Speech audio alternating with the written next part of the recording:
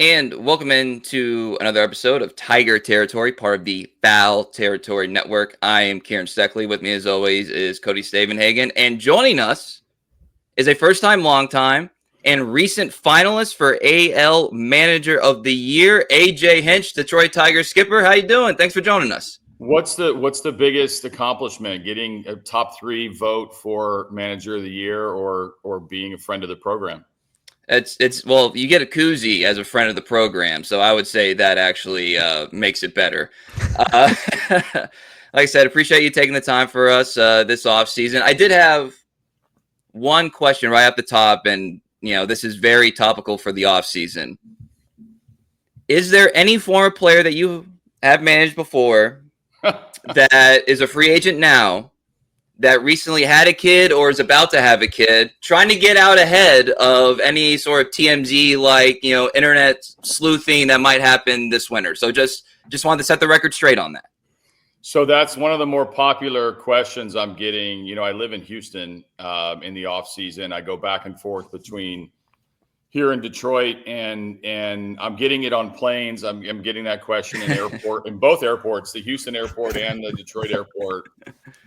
I have a great relationship with said player that we will not mention the name. There's got to be a rule that I have to skate here about talking about free agents, but it's fun to be in this position to where there's a lot of talk about us, adding and making our team better coming off of an awesome season. But I stay in touch with a lot of former players that I've had and look forward to reconnecting. That's all good. I was I was driving across Oklahoma a couple years ago when the leaked picture of you and Carlos Correa came out, and I don't know. I was like, okay, what do I even do with this? I have no idea. Kind of ruined my whole day. So I hope you had a nice breakfast, AJ. Yeah, I had no idea that the breakfasts that I go to matter to the internet world, but I found out quickly. I'm still recognizable in this city, and more importantly, the Carlos who I was with was there. Now, the true story of that is I did have a baby gift. I was delivering a baby gift to he and his wife Daniela, and another example of staying in touch. But that hit the circuit pretty hard, and a lot of conversation around that. Do you remember seeing that, or someone telling you about it, at the time, hey, what was this, or your reaction when you found out, oh my God, I can't do anything? Yeah, my phone started blowing up. All my friends here and the people that follow the teams that I'm around, and all of a sudden my phone started blowing up. So I could see, and then I started looking around, where's the suspicious cell phone? Is it underneath the table somewhere? Are we being recorded? Can you hear what I'm saying? My mind started going 100 miles an hour, but it was that was a very, looking back, that was a very long week. Where we traveled around looking, talking to a lot of different players. I mean, that was in search of a shortstop. So it was timely, but it was also, man, it was hectic once, once the photos started going around, everywhere. I was going to say also a sign of a different time, because that was the crunched off season with the labor dispute coming up. So, I mean, talk about just a completely different world than what we're in right now.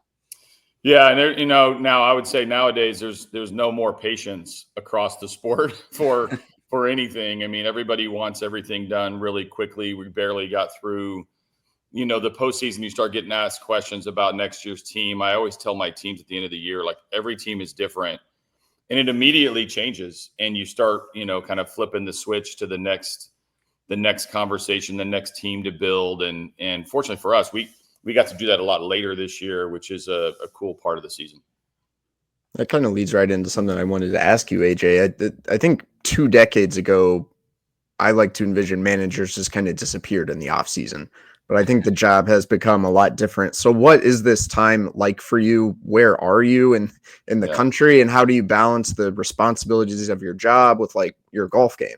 Yeah, no doubt. I mean, I try to get my golf game back in shape a little bit. My friends here in Houston, I get to reconnect with that whole social group. My wife and I live here. My kids are both out of the house. One's in college, one's working in Detroit. So I try to to just decompress a little bit. The job has changed. I think I just did my 10th or 11th year managing, and the job's changed from the first time I started managing. The off seasons, kind of how they were scripted. A lot of attention went to the winter meetings, and you just sort of kicked your feet up a little bit as a manager until the winter meetings started. Yes, you were hiring staff, and yes, you were doing some reviews with your players or trying to get their off seasons in order and staying connected with your own staff. Now it's all of that, where we had 40 exit interviews of players that we had this season. Scott and Jeff and I, sometimes we had Fed on there. Sometimes we had Michael Badar on there. Just to make sure we get the off season off start for our players and what their goals are. Then it would lead to the winter meetings, but it's still a lot of conversation. I talk to Scott daily. We connect at some point every day and try to keep each other updated on things that are going on in our prospective jobs. So it is, maybe not 365 days a year, but I would say it's upwards of 350 to 360 days a year where you're connecting with somebody or doing something, kind of chipping away at their responsibilities for the offseason heading in. It's just like season and in-game season and no-game season. Like, that's kind of what being a manager nowadays is like. I can take a vacation. I can get away. And Scott will let me be, but it to be invested in the operation and be a partner, to the front office, you got to make yourself available as a manager. So, you mentioned Scott there a couple of times. I'm always curious about front office to coach / manager dynamics. And in the case of you two, like, neither one hired the other, right? So you're more or less in the sports equivalent of an arranged marriage, which, if you look at, how a lot of teams are operated, that's relatively unique, even though the Lions are like that actually too. So what's kind of the key to that dynamic that you have with Scott, with, his responsibilities and your responsibilities? It's a Venn diagram. Sometimes they mesh, sometimes they're opposite. What's kind of the key, considering that you guys just were more or less, like I said, like kind of forced to come together? Yeah, unfiltered communication is probably the most important ingredient. We are attached, and obviously we come at this sport from a couple different angles. I'm on the field, he's in the office. We mesh together. We are unapologetic at challenging each other and in keeping each other in check on things that we are doing. And so one thing that was really important for our relationship when it was arranged, when Scott came on board, I got a chance to sit down with him before he was hired. I got a chance to get to know him a little bit. We knew mutual people, but we didn't really know each other. He was in the Chicago front office when I interviewed for the Cubs job years ago. But I didn't really interact with him a ton, but a lot of mutual people in the game that kept telling me and kept telling him this was going to be a good partnership. And they were right. When we went through the first year together, kind of feeling each other out and communicating the way we do, and he kind of saw my engine and I saw how he is relentless in his pursuit to make us a little bit better day in and day out. It became a really, really good relationship, just like everybody would think. So at the end of that year, the first day in the off season, he sat me down and immediately told me he wanted this to be a long-term partnership. He didn't want me to feel inherited. He didn't want me to feel like it was this arranged marriage that you talked about, and restructured my deal and gave me a long-term deal. And that meant the world to me. Like, my loyalty to him and my commitment to do everything I can to partner up with him and be good went through the roof. And so I really appreciated that gesture and that commitment, after 1 year working together, and now we continue to push each other like we always have. Hey, Jay, as we reflect on the 2024 season a little bit, it's a lot to take in, right? Like, I kind of look back and was like, wait, what just happened? That was a whirlwind. Is it like that for you at all?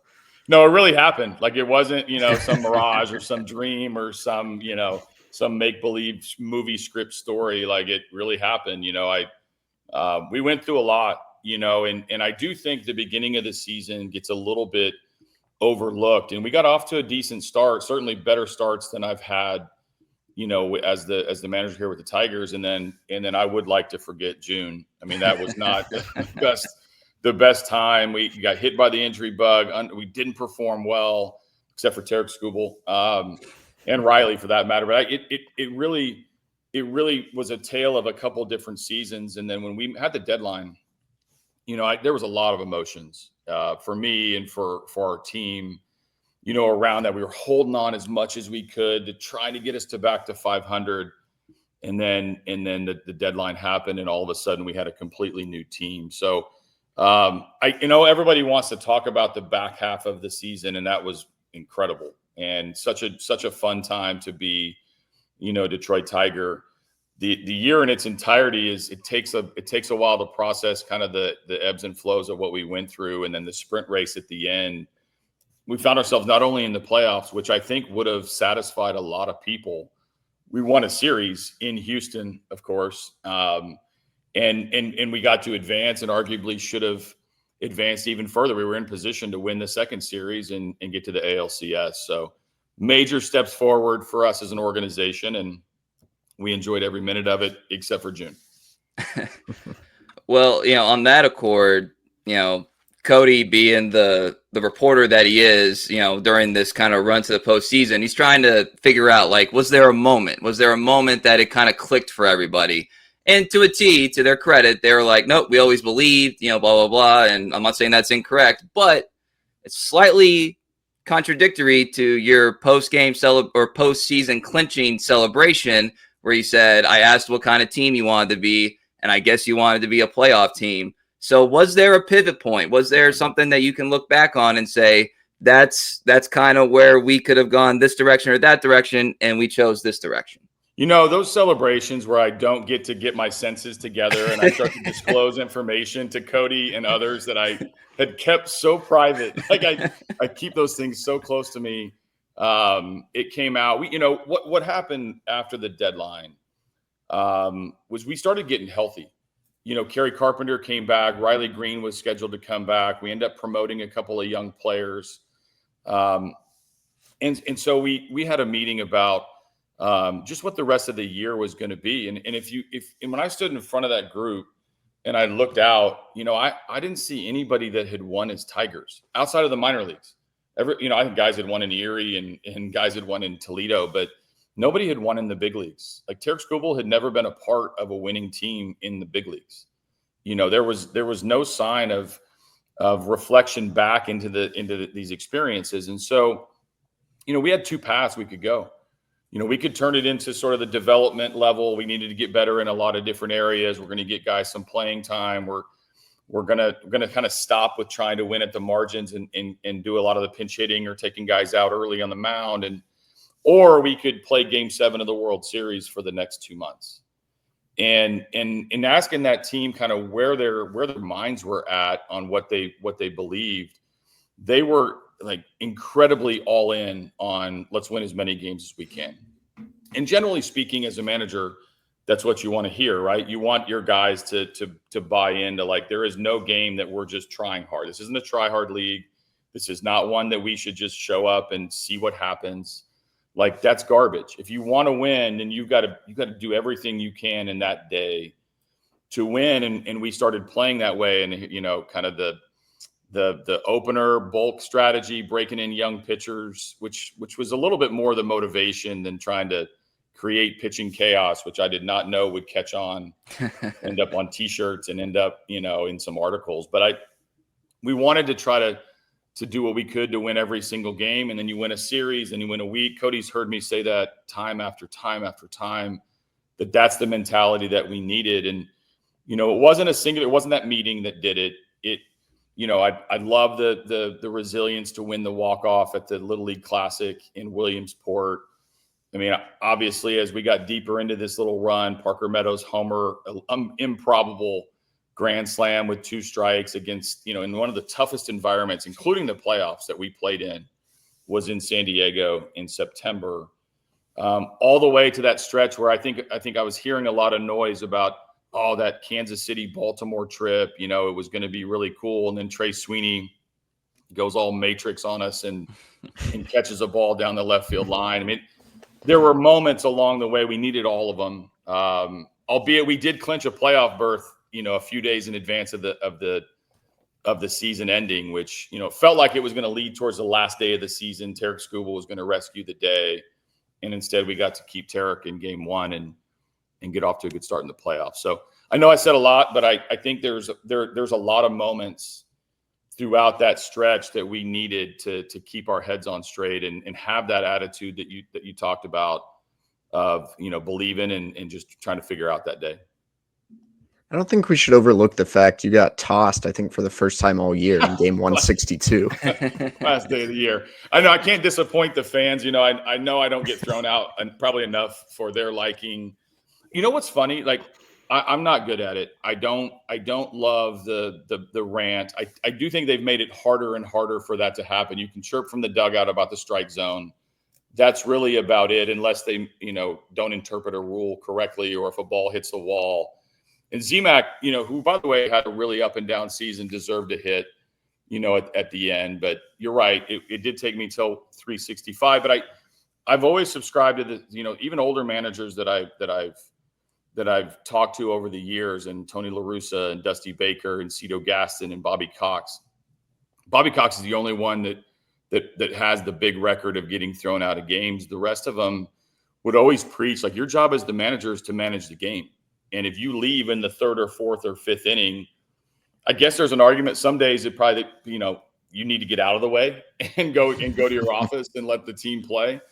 But you're hired to be that person in the middle of the dugout when the game matters the most. And you're not going to be that way if you're getting tossed over a borderline ball strike that you can't see from the dugout anyway. You guys get to see it on monitors. We can't tell whether it's right or wrong. So I'll get thrown out sooner next year for sure. Every time I start to chirp a little bit from the dugout, both Lombard and Fetter tell me to pipe down. So at least my coaches don't want me to get thrown out. And in all seriousness, I think one thing, covering you for 4 seasons now, which feels like it's gone by fast, has definitely made me watch and consume the game more like a manager.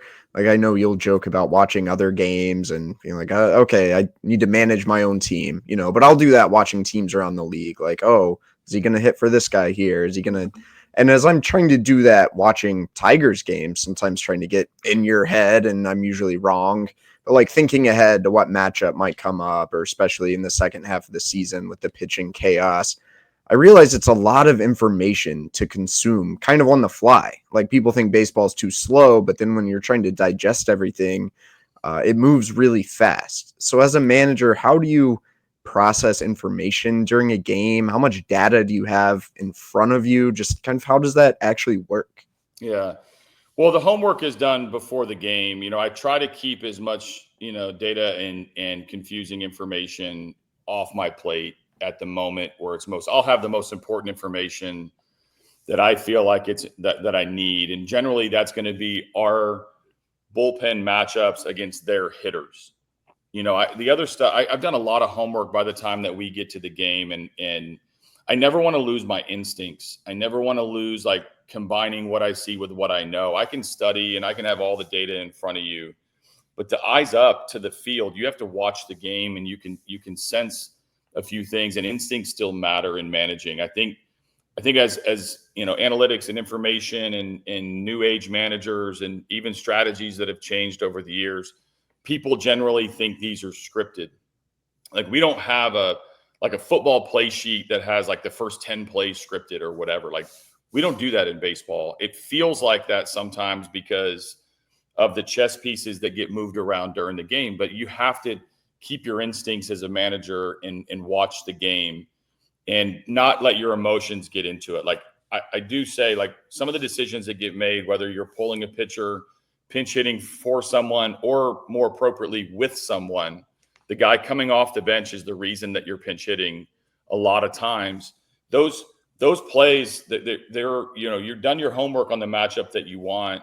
You also got to pay attention to what you're seeing and stay unemotional when it comes to making those decisions. That's my job, is to stay grounded in information and grounded in your instincts and not be emotional in the decisions that you make. So I think that generally the decisions that are made maybe an inning in advance or as the game is unfolding, and not at 2:00 like a lot of people seem to think, and certainly not last minute ambush, no information, just roll with whatever. And it's hard to explain that sometimes in a media setting, or why you did or didn't do things. And I say this, I poke fun at Cody. Like, Cody's really good with questions after the game, but I'm always wondering if the media is going to capture what I'm grinding on the most, like what I am. And a lot of times it's about a decision I didn't make, not a decision that I did make. The decisions I made, I either did or I didn't in this sport. There's a lot of things that I bypassed along the way. And I'm always curious if you're going to catch it. Cody will catch him every now and then, Kieran. He's pretty good at it. But I do keep him on his toes with what the most important, play of the game is.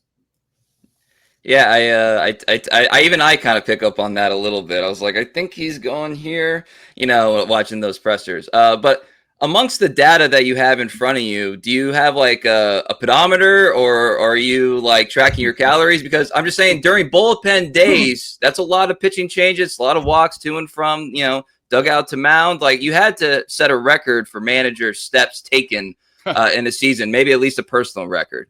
So let me tell you a funny story real quick. In 2018, I got to manage the All-Star game, and I brought my staff in, and I brought Kevin Cash as the extra coach, the extra manager. And at the time, we stood up in front of our team, or all the All-Stars, and I was like, hey, my staff's here for you. We'll do anything for you. Just let us know how you can enjoy your All-Star experience. The one member not on my staff is Kevin Cash, and he's the only manager that knows how to use 9 pitchers in 9 innings at the time, and that's why he is invited to the All-Star game. Little did I know that I was going to sort of morph into doing this strategy, 5, 6, 7, 8 years later, whatever it is. So I think that the best way for me to explain like the pitching chaos or the bullpen games is I get to choose when the pitcher enters the game. And so when you start before the game and you're doing your homework and you're looking at the pitching matchups, and I look down on my card and I have Holton and I have Gunther and I have Hannafy and I have Foley and I have Vest and Brisky. Like, those are 6 really mainstays that pitched in these bullpen games, not counting Herter or Madden or some of the Bolt guys. I get to choose when they enter. And that's the most important time that you're bringing a pitcher into. A lot can happen after that, but if you can get the first guy right, meaning he can go and dominate the guy that he comes in against, you're just either going to squash a rally, or you're going to kickstart an inning in your favor and make it really hard for them to score runs, because the first out matters. Inherited runners matter. So I spent way more time on where are they going to enter, and not so much like all the chaos that happens of like this and that. It's like, I want this guy to face this. Now, there are some games like game 2 in Houston in the DS where it was mapped out about as perfectly as I could have scripted. I want this guy to come in here. I want this guy to come in here. I did not want Gunther to come in with the bases loaded and Kyle Tucker up, but I wanted him to face Tucker. And I wanted Tucker to see, 3 or 4 different arms. I wanted Bregman to see 3 or 4 different arms. And if you can create that, the map, so to speak, gets written for you when you pick the first guy and it starts working out in your favor, and you can run a bullpen game. They're not easy. I'm exhausted at the end of those days. But that to me was the key in our strategy working is these guys came in and got the first batter out a ton. Speaking of like bad questions from reporters like me, but is there a baseball cliche you hear that you're like, well, that's just not really true? Like, is there one that sticks out as like not reality? Oh man. Baseball cliche. I mean, I try to call myself out on these coach speak things all the time. I want to do it before you do it. I don't know if either of you are tweeting about it, but I really do want to try to catch myself. And so I always condition that and Cody will know, I go, hey, I know this is coach speak, but we got to take this one day at a time, right? Like I think one thing, it's not so much a cliche as much as it's a perspective that to come clean on is like, we're always paying attention to the rest of the league. Like when we were in this playoff race, we always knew what Cleveland or Minnesota or the Royals were doing. Like you're always watching. You always know that you're in the mix and what you're trying to do. Now I try to take all that stuff and put it on me or take it away from our team so they can go out and play with freedom. But these guys watch everything. I watch everything. The coaches watch everything. And it's probably the thing I had to do the most this year that I wasn't necessarily prepared for is how do you shield a team who was arguably one of the number one stories in baseball away from believing or thinking that they're the number one story in baseball? Because they're watching all the time. Their friends are texting them. Their parents are texting them. Their brothers or sisters and ex-coaches. I mean, they're doing it to me too. And so that's probably the thing that is misunderstood the most. Like standings watch, like people do that in April. It doesn't matter, but people do it. We watch the scoreboard all the time. That's why they put all the out-of-town scoreboards, right in my vision. Yeah, back in the day, I they were don't know. opening newspapers, and now it's all on the phone. I really thought it was 26 guys, and they always believed, and they never had a bad day. And they also somehow never knew where they were in the standings at any point of the year. Come on, right? Not too high, not too low. I know. I just try to strike the fear in them that they can't say that out loud. Otherwise, they get the wrath of me behind closed doors. So you did a good job. It worked for the most part. Well, on sort of that token, obviously one of the themes and one of the reasons why the team was like the number one story there toward the end was the youth. And it's kind of funny because you had done numerous interviews, podcasts, or whatever, saying like, you can win with youth. And then, June happens basically, to call back to that month. And you're like, okay, whatever. But then youth did win. Youth got to the, within striking distance of the ALCS. So I'm kind of curious. This kind of a 2024 and a 2025-ish question. Like, when does youth no longer become youth? So, like, you've coached Riley every day that he's been a big leaguer. Tarek Skubal, I think, had 7 starts before you got to Detroit. So when did guys like that become no longer, like, in the youth category? And, side with that is, like, the expectations. I guess you can't really raise expectations for Skubal, but the team as a whole, like, when is the expectations and the demanding of it, kind of raise the level when basically like, you guys are no longer kids now. You're no longer pups. Yeah. So I think we have to separate the word youth and so many of us take it to age, right? Like you look at Jackson Jobe, he's young. And it's easy. He's 21, 22. He's a young player. You look at, you can have, Andy Ibanez, who, when he came in, a year ago, started being this sort of lefty masher. Like he was young. He was not 21, 22, 23. He's more in his late 20s into early 30s. So the number matters to some. It doesn't matter to all. The experience level probably matters to everybody. And now that you are tested a little bit, you have some experience. You're not so much young, but you can still have young traits or young tendencies or young decision making. Justin Henry Malloy had a terrific postseason, off the bench. He's going to come back having been battle tested and not really young, that he's experienced a little bit of playoff baseball now, still has young traits that we've got to get out of him, both at the plate and in the field. And so it's not like a yes or no question, like, are we young or not? It's the maturity level of us being able to handle all sorts of things that are thrown at us.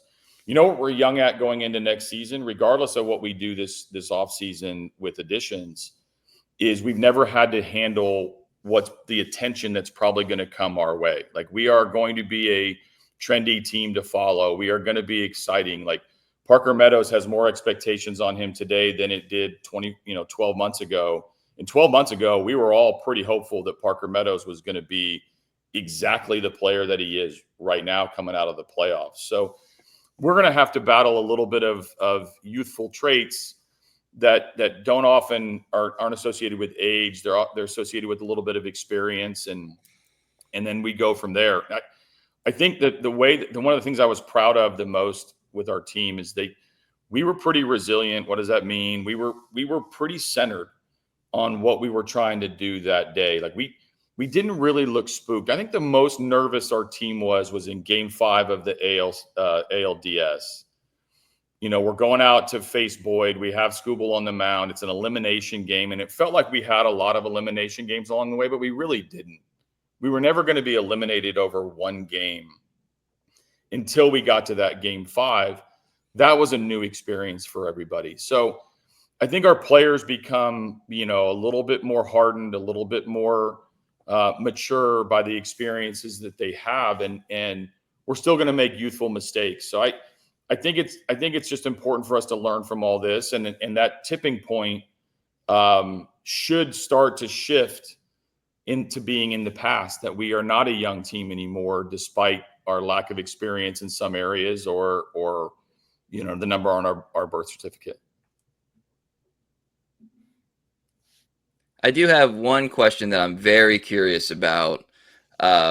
It's way less relevant than what we've been talking about, but I do have to know what goes into the decision of jersey or the hoodie or pullover before a game. Like, what's that thought process? I got to know. Sorry. Well, temperature is one. I mean, you should never be a cold coach, number one. Like, you have all the resources in the world. Like, they shouldn't even really show us on the TV. So, like, being cold but being like the players is like the most ridiculous thing ever. You should be warm. That's the number one thing. Sometimes, you just sort of break up the mojo a little bit and go with the jersey. And the other way about it is, like, the day games are hot in some areas. And so if it's a hot day, you definitely go jersey. But it's pretty random. I used to always go jersey. Then I shifted into my comfort stage. And then now I go back and forth a little bit. And, I'll be honest, there's a couple times I look over and I'm like, man, that dude's got his jersey on. Like, he's trying to show me up. I'm going to go get my jersey and put that on. So I try to win the psychological battle with the other manager on what we're wearing. So it's pretty random, I know. Can you imagine pulling a Jim Leland and managing in spikes? I thought you were going to ask me if I smoked a cigarette during the game. Well, that too, sure. That might sure, there's times you've more. wanted to. Yeah, that might shock people more than that. So there's a couple things that I've never done that, and I haven't done this as a Tiger, but I did it in my previous stop, is where you go warm up a pitcher behind. Like that, both catchers are in the game. I mean, I had 3 catchers at one point in the game a couple years ago, and you don't really want them to have to worry about it. And, pitchers going out to run out, and now with the clock. And I'm like, man, I don't want to give these pitchers a shot at me. Like, they can really take a shot at me if they're mad at me over some decision that I made a month ago, and they can take a shot at me. So I stopped doing that. Probably wise. Since we're talking about your catching glory days, there's another question I've always wanted to ask you, and we're kind of wrapping up here, so time for a couple fun ones. You were a quarterback at Midwest City High School, and It's football season. Hope Lions fans are enjoying it. I'm not enjoying it, being a fan of my teams, but hey, how good of a quarterback were you? What's your self-scouting report, and did you have interest to play at the college level? So I love football. I just went to the Lions-Texans game the other day. I was back in Detroit for the Lions playing the Titans. I watch every weekend, both college and the NFL. I was a pretty solid quarterback. To tie it to you guys, I went to Midwest City High School, and previous quarterbacks were Mike Gundy, Cale Gundy, and then a guy named Jeremy Woods, who went on to play at Arkansas. And I was next. And so I broke the Division I tree of going and playing high or college football. And so, but I got recruited by a bunch of schools, including Oklahoma State, some of the Texas schools, but I was baseball. My future was in baseball, and I stayed there. So I won Player of the Year in Oklahoma. I was, we would do a little bit of run option. We passed quite a bit. I destroyed our hopes of winning the high school state championship by throwing, I think, 2 picks. One was a pick 6 in the semifinals before we could go to the 5A state championship. Thanks for bringing that up. That kind of hurts me to this day. But I was solid. I could have played in college, but definitely feel like my path was much more defined by sticking to baseball. Never had a Brandon Whedon motivation? No, but let me tell you one. So when I got to Stanford, Bill Walsh was the head coach at Stanford, and so they had a really good team. And I did get approached about going and being a placeholder, because the backup quarterback had a hell of a time being able to hold for the kicker, and that was the one area where the team was struggling. So they Bill Walsh went to Mark Marquis, who was my college baseball coach, and we're starting to talk about whether or not I could just come out and be a placeholder. And I'm like, man, I'm gonna grab it. I'm not gonna tell anybody. I'm gonna fake it. I'm gonna roll around. But that dream died when they didn't come to an agreement that I could keep playing. That would have been awesome. Could have been an Adley Russian type situation where all of a sudden, you seen the clip of him tackling Christian McCaffrey when he was a freshman at Oregon State. Like, we could have had that moment with you. It's missed opportunity. It's just hard. It's hard when he's a better football player and better baseball player than I was. So the only thing I have on him is I've managed more games and I feel like I can run a game. But other than that, he's pretty much ahead of me in every category. It's funny, those high school interceptions still haunt you a little bit, but at least like a defining moment of the end of my poor athletic career is watching Jake Rogers hit a walk-off double. Like, at least you don't have to deal with that. No, but I got to deal with Jake Rogers all the time, which I love, by the way. Jake, if you're watching, I do love you. And we go at it all the time. It's great. All right. Well, that was a fun time. Want to thank you, AJ, for taking time out of your busy schedule, your golf game schedule, I guess, for talking with us. I want to remind everybody to follow and subscribe Tiger Territory wherever you get your podcasts, and YouTube as well. If you are listening to this, you can go to YouTube and watch it, and it's even more fun. So, like I said, thank you, AJ. Thank you, Cody. I'm Kieran Steckley. This is Tiger Territory. Everybody have a great week.